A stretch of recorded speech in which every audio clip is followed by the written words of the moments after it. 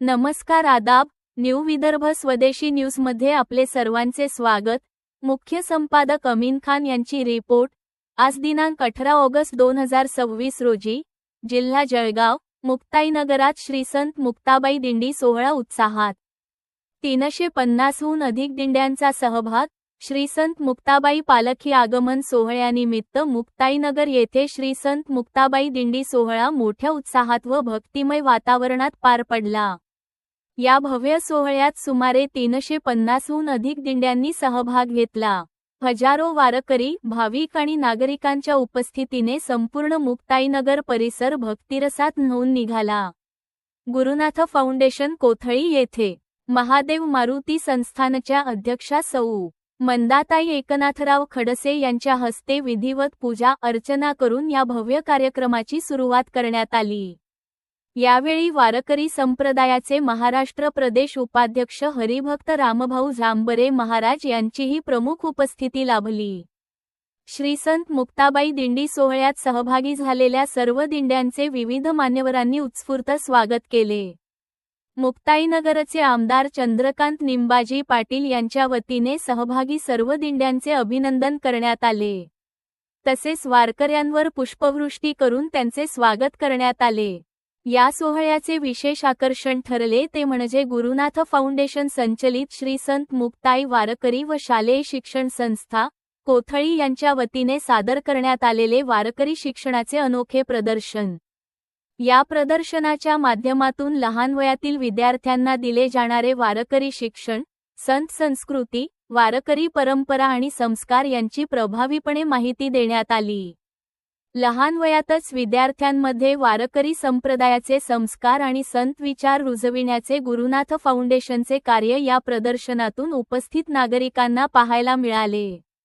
विद्यार्थ्यांचे शिस्तबद्ध सादरीकरण आणि वारकरी परंपरेचे दर्शन पाहून नागरिक व भाविकांनी गुरुनाथ फाउंडेशनच्या या उपक्रमाचे मनापासून कौतुक केले.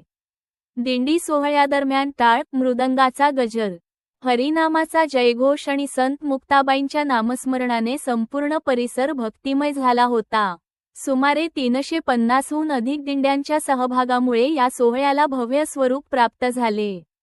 भक्ती, संस्कार, संत परंपरा आणि सामाजिक एकतेचा संदेश देणारा श्री संत मुक्ताबाई दिंडी सोहळा मोठ्या उत्साहात व भक्तिमय वातावरणात संपन्न झाला.